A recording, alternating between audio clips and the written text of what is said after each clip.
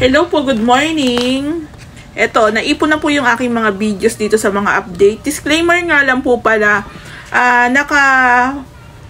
naka-portrait po yung upload ko ng, o pagkuha ko po ng video. Kasi po, ina-upload ko rin po siya sa FB page. Ayan. So, bali, eto na po yung update natin dito sa new projects namin dito sa Lumina Phase 5. Back and front extension lang po ito na finish, pati kasama po loob. So, sa mga nakaraang upload ko is naguhukay pa lang po kami para po sa mga poste. Ayan, nakapag-asintada na po kami ng kalahati. Ngayon po na ituloy na po namin. Ayan po, napaikutan na lang po namin ng asintada. Pati po yung mga poste, ayan, nakapwesto na rin po siya. Ayan. Sakto, buti na lang po yung araw dito is malilim. Ayan. So, dito po is meron tayong pinto tsaka bintana. And ine-explain ko lang po sa aking workers. So, bali, choice po ng may-ari na maglagay po tayo ng bintana tsaka ng pinto dyan. Hello po, magandang hapon. Update po tayo dito sa Angeli SF, 54 square meter po ito. Bali, back and front extension po, buong loob. Ayan. Syempre unahin natin yung extension. So I think mga nasa nasa mga 2 weeks, parang 2 weeks pa lang kami dito, parang ganun po. Pero hindi yata yun, hindi talaga siya yung tuloy-tuloy yung pinakagawa namin. Tapos yun nga, nasabi ko rin sa vlog is wall to wall po talaga dito sa Lumina. Tapos yung mga poste na po yan is according po yan sa plan. Kasi nga po meron tayong permit to construct before tayo mag-start ng extension. So yung wall to wall po natin yan, wala pong kaso yan sa kapitbahay. Kasi alam naman po nila dito sa Lumina yung pinaka rules. Ayun, explain ko lang po Pero i-shoutout ko lang din po pala yung ating 40,000 followers. Ayan, ang dami na natin, diba? So may mga nagtatanong about po sa mga poste-poste. Ayan, sabi ko nga po sa inyo, ako nagwa-vlog lang. Nag-aasikaso ng mga materyales. Pero pagdating po dyan sa mga trabaho na yan, is ang nakakaalam po yung aking mga workers. Yung aking mga kasama po sa hanap buhay. So hindi ko naman na kailangan questionin yung kasi ito po tulad po nito, yung pinaka-extension po dito is hindi naman po siya isi-second floor. Tapos parang tingnan nyo po ito, yung wall natin dito, tapos yung wall dito parang nasa 2 meters lang mahigit. Parang wala na nga po yata to sa 2 meters kasi syempre may wall na tapos plastering pa. So hindi siya ganun kakomplikado na yung iba kasi masyadong OA na hindi daw matibay, hindi daw maayos. Hindi ko na nga lang po nire-replyan kasi nga hahaba lang, diba? So napansin ko lang po yun. Pero yun nga, ganito po talaga ang rules dito sa Lumina. Wall to wall. Ayan, sagad po yan sa pader ni kapitbahay. Alam po nila yan. So dito naman po sa Lumina, pag alam nila nagpapagawa yung kanilang kapitbahay, kinukonsider din po nila yan. Ayan po. So yung back extension po natin, naka-slab po yan. Nabuhusan na po yung mga poste. Ang diskarte po namin sa gawa namin, yung mga pamormang kahoy, lipat-lipat lang po yan. Hindi kami bumibili ng sangkatutak o maramihan. Actually, yung iba pong kahoy dito is pinasalo ko kay ma'am, hindi ko lang nasabi. Kasi nga po, katulad po nung iba na halos parang pwede na namin din agad gamitin. Kumbaga, hindi na kami magkakat ng pamorma. Ayan, yung iba nga dyan luma na. Pero, luma kasi nagamit na sa isang project namin. So, lipat-lipat lang. Ayan, yung mga poste. Yung pamorma po sa poste. Ayan, ito tuyo na. O, diba? So, ganun lang po sa amin. Ito, nakakadaan ako kasi nag-a-update din ako lang ng pagbago. Kasi yung instruction, kailangan kong maiba to ng maayos. Ayan. Actually, si ma'am nagtatanong na siya kung ilan daw tiles. Sabi ko, tsaka na lang ma'am pag nabuo na po namin yung extension para alam na rin po namin yung pinaka-final na sukat. Ayan, merienda muna kayo, pasensya na, late na. Ayan po. So, madali lang pong sundan yung instruction dito sa Lumina, yung rules. Kasi kung bawal, masisita talaga kami. Kailangan namin sumunod sa pinaka-rules ng Lumina.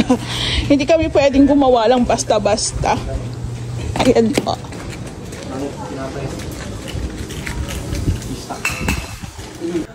So, bali nakapag-buhos na po kami sa pinaka-islab. Ayan po. So, mostly sa mga ginamit po naming kahoy dito is yung galing po sa pastry. Sinalo po namin para makamenos din si ma'am sa gastos. Ayan po. So, while waiting po sa curing period ng ating islab, ito naman pong front extension yung ating inumpisahan. Ayan. So, bali, nailagay na po natin yung ating wall. Ayan. May asintada na, may palitada na. So, ang kulang na lang po dyan, deco stone o kaya tiles.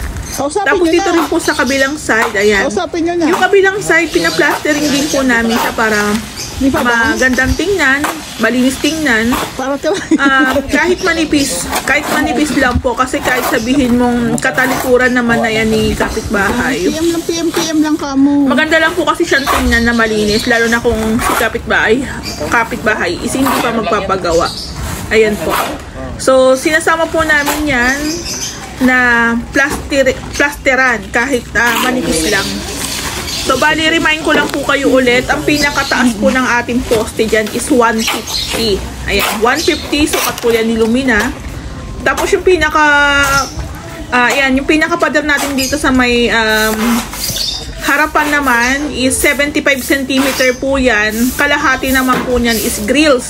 So, 150 pa rin po ang total. 150 cm. Ayan po.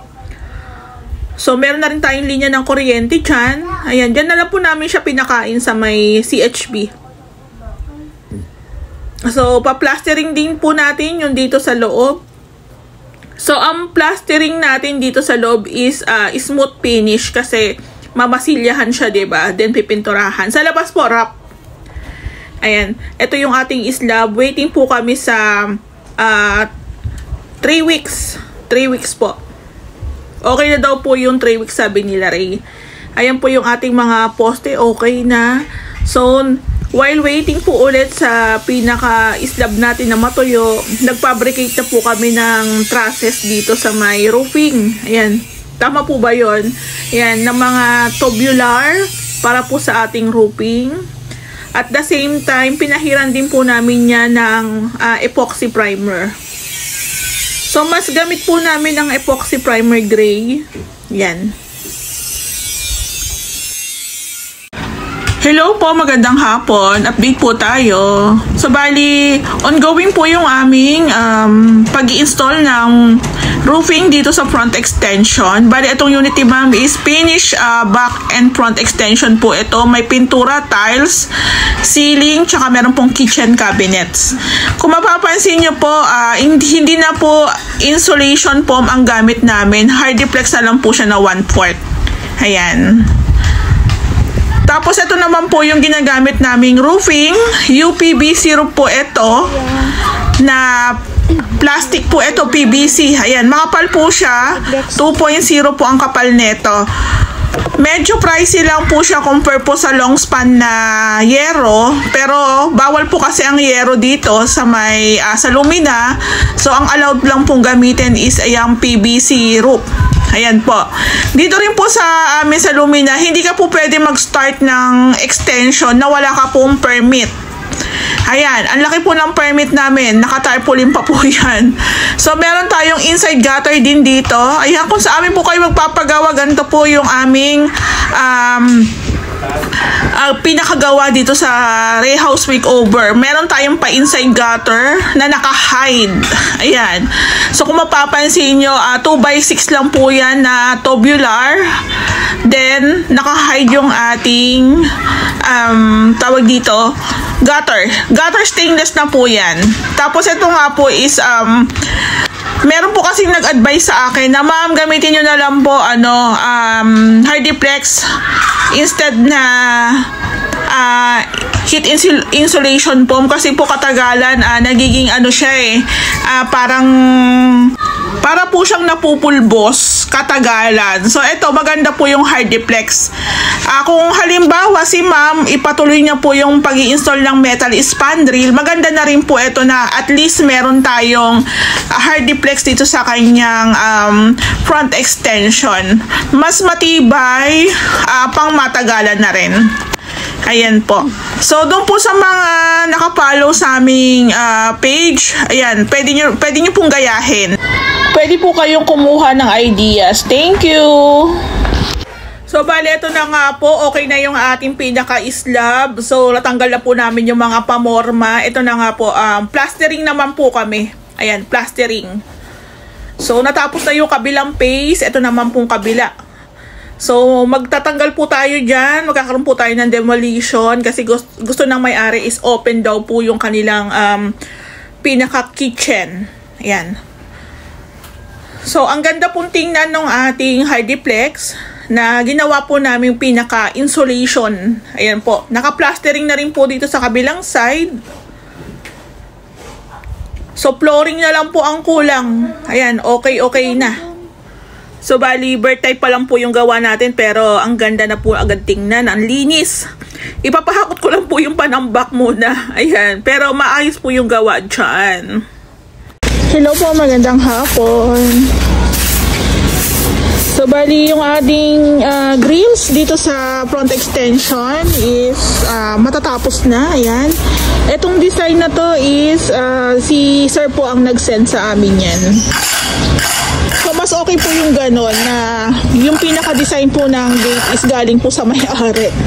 And yung mga pinagtibagan o lupa, napahakot na namin. So, ayan din tinis. Baka mareklamo tayo. So, ito po yung unit nila, ma'am, na buong baba lang po ang gagawin namin. Buong baba lang po kasama extension, hanggang hagdanan lang po kami. Ayan. Tapos palit tiles po. Mas maganda na rin po palit tiles gawa ng pati yung sa kitchen. Makuha din natin na maganda yung magiging kalabasan ng ating tiles. Anong makuha? Ang gulo po di ba?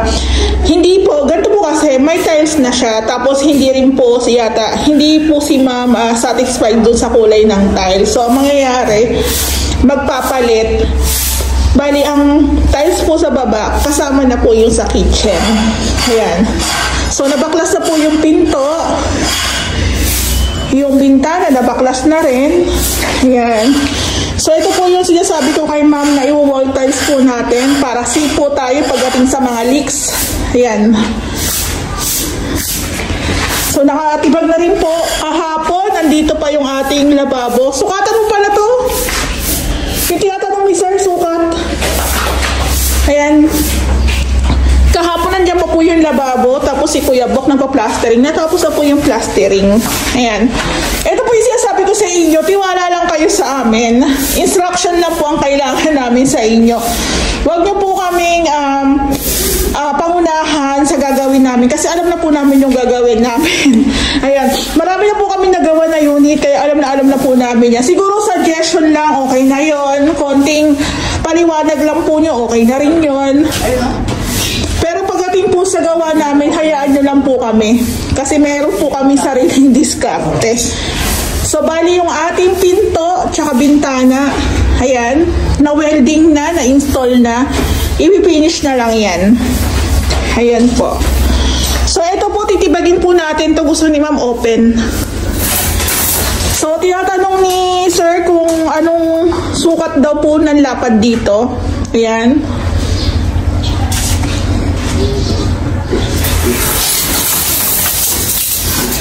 So, ito yung mga panambak. Ito yung mga pinagtibagan na nakabalot na.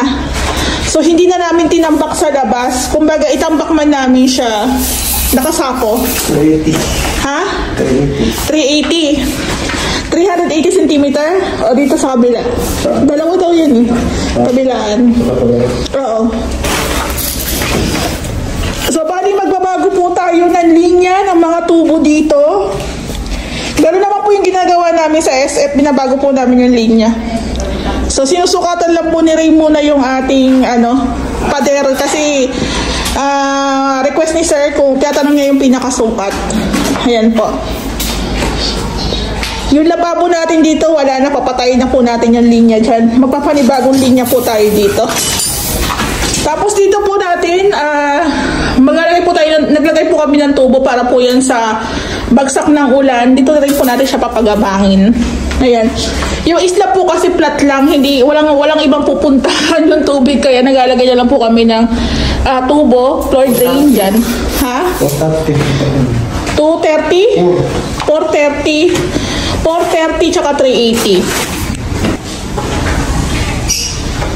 So ito po yung sinasabi ko sa inyo na parang mahirap pong gumawa pag may nakatira na. Kasi talagang maalikabok. Hello. Hello. Ayan. So yung may-ari dito, yung kasama nila is nag-rent muna. Ayan. Kasi talagang maalikabok po. Lalo na kung may condition kayo sa mga asthma, ayan, kailangan po talaga, sobra talaga maalikabok. Ayan. So, yung painting works natin, hindi pa rin namin siya inuumpisahan, gawa na. Siyempre, madudumihan lang, panghuli na rin talaga. So, sa amin talaga, hindi kami kumukuha ng may nakatira na. Kasi ito nga, nakiusap sa akin si ma'am, kaya ayun, ginaw din po namin. Since taga Luminatansa lang din po sila. Ayan po. Yung mga tiles po na yan, babakbakin na rin po namin yan sa mga susunod na araw. Yan. Ay, ang taas. Sus, no. Hello po, magandang hapon. Update po tayo dito. So, bali ganito po yung setup ng pinaka-extension nila, ma'am. Open po dito kasi dito yung kanilang dining. Tapos dito naman yung kanilang kitchen area. So, gusto nila open. Pero kahit open yan, meron naman tayo dyan poste na nilagay. Ayan po. So, ito po yung may tiles na dati. Kaso parang gusto na rin nilang palitan, gawa ng kung yung tiles na naka-install dito, maghahanap po sila noon, medyo matagal na, baka po mag-iba na po yung tiles dito sa kanilang kitchen area. Kaya ako personally, mas ma-advise ko na yung tiles po dito tsaka sa kitchen, isa na lang. Huwag nyo nang ibahin, hindi maganda. Sorry. Oo. Mas maganda kasi isang latag di ba? So si Sir nagtatanong, baka daw sumikip yung kanyang dining. Kaso sir, medyo naman masikip naman, maliit lang yung kitchen naman. 'Di ba?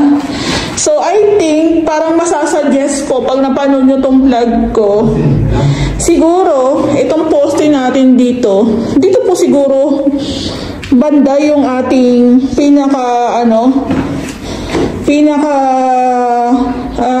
kasi pa L-type po yung almiser kitchen countertop. So I think mas okay siguro kung sundan namin tong poste na to, o kaya at least dito konti. Ayan. Kasi parang ang liit lang siya ng 60 by 120. So, kuha ka ng pangsukat, metro. Oo, sukatan mo nga to. Hanggang doon sa kanto, tsaka hanggang dito. Dito. Ito, hanggang dito. Nasa ka dito? Hindi, doon. Oo, yan dyan. Ayan, pasukat natin. Ilan yan? Oo, hanggang dyan. 160. 160. Pati nga ng 120. 120. Dito. Yan, 120 na yan. Yan, 120 na daw yung ganyan, sir. Ayan. Tapos dito kunin mo ng 180 dito sa gilid. Dito, 180. So, ang 120 ni sir, tsaka 180. Ayan. Ayan, 180 yan. So, medyo yan. Hanggang dyan ang 180. Oo, okay, sige. Okay na. Oo. Ayan. Medyo maliit kasi yung... Uy, andun sa ano yung biscuit sa e-bike. Merienda muna kayo. So, kailangan ko kasi hinihingi ko kasi kay sir yung actual na kalan po, actual na sukat. Kasi doon po kami magre-rely. Kung halimbawa 120 kami dito tapos nasa 70-80 yung pinaka stove o lababo, baka po matawag dito, baka po hindi magandang tingnan, masyadong maliit. So I think sir, ang masasuggest ko, para po yung dining dito, siguro pwede tayo ng mga ano dito, mga 150 by 180. Ayan, tapos dito yung rep niya.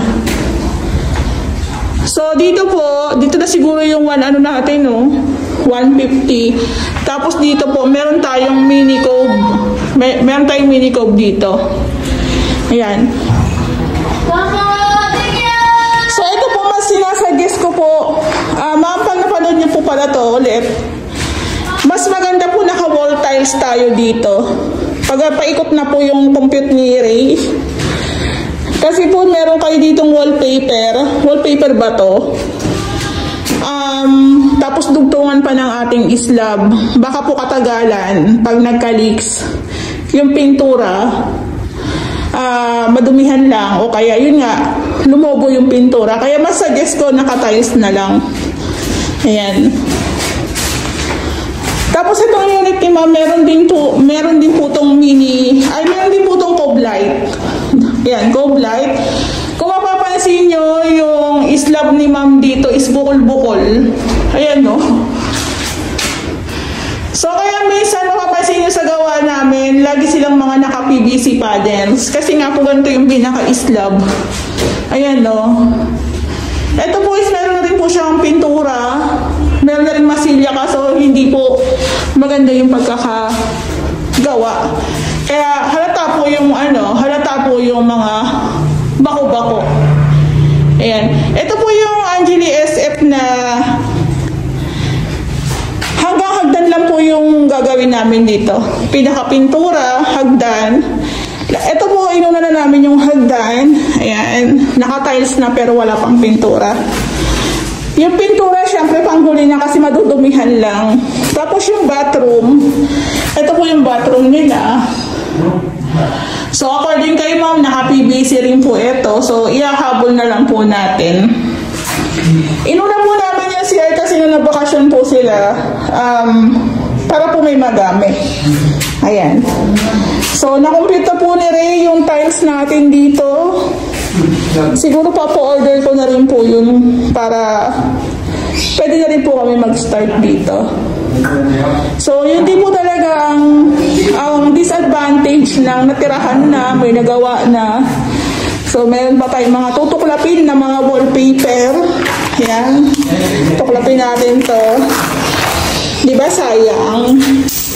Kasi yun nga, syempre, mas nauna yung kanilang pagtira dito. So, temporary, naglagay po sila ng wallpaper.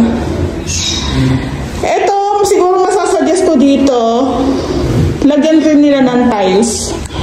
Kasi, usually, sa mga gantong part is may leaks. Isasuggest ko na lang kay ma'am. Siguro kahit mag-tiles ka dito na mag-tiles, makakatipid ka rin naman po pagdating sa pintura. Ayan.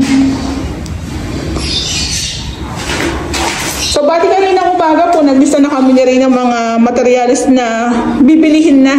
Hindi po namin muna kasi binili lahat halos, gawa ng wala po kami paglalagyan. Tapos at the same time, may magamit din sila dito. So, ayan. Ayan po. So, So, bali, naglalagay na po ata sila ng flashing. Saka tawag dito, polycarbonate, side by side. Ayan. Sa kabilang side, meron na rin siyang cover. Yung ating grills, ito po ipapahakot ko na agad. Nasa 1/8 naman po yan yung pinagtibagan po sa loob. Tapos ito po yung grills dito.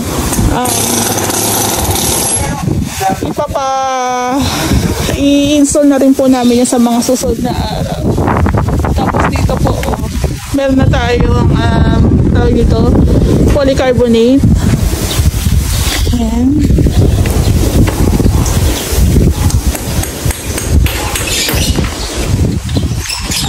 Sige lang.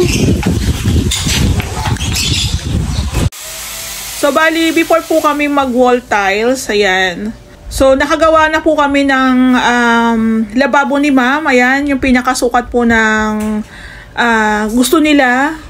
Tapos, nakaabang na rin po dyan yung pinakasukat ng lababo, tsaka ng kalan. So, bali po, before kami mag-tiles, sa wall, tsaka sa flooring, inuuna po muna namin yung ceiling. Ayan. So, nakapag-latag na tayo ng mga metal parings, wall angle, tsaka C-channel. So, dito po sa may center, naglagay po kami ng reinforcement. So, dito po sa may front extension, ini-estimate na po ni Ray yung ating magagamit na metal spandrel. Sinusukatan niya po kung ilang piraso po ang metal spandrel na magagamit namin dito sa front extension. So, mas prepared po namin yung metal spandrel gamitin kasi metal po siya. Ayan. Mas matibay. So, dito rin po sa kitchen area, dining po nila to. Ayan. Bali, meron na rin po tayong mga nakalatag na metal parings. Ayan po. So, sa pinaka-center, nagalagay po tayo ng metal parings para po sa kakapitan po ng mga ilaw. Ng ilaw po na center light. Para kung sakaling mabigat po, kayang-kaya po siyang dalhin ng ating mga metal parings. Ayan po. So, yung mga header po, bali, pinipinish na lang siya.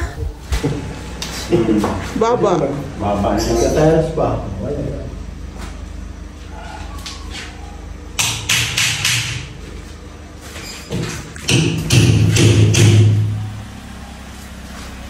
Ilang metal parings? Ano pang kulang?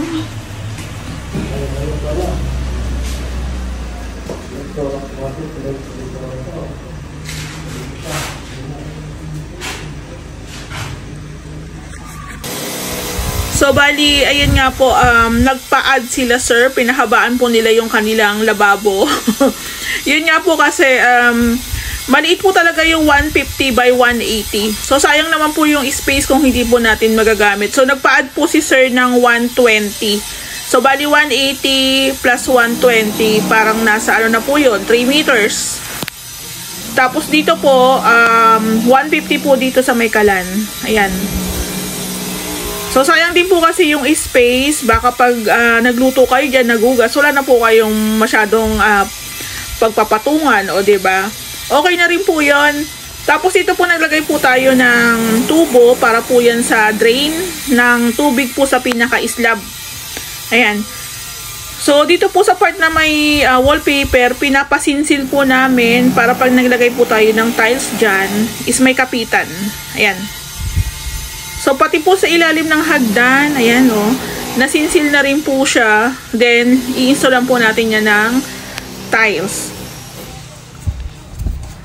So, dito po sa labas, so, naikabit na rin po pala nila yung ating grills. Ayan po, 150 po ang taas ng ating bakod, ng ating fence, pati po mga poste.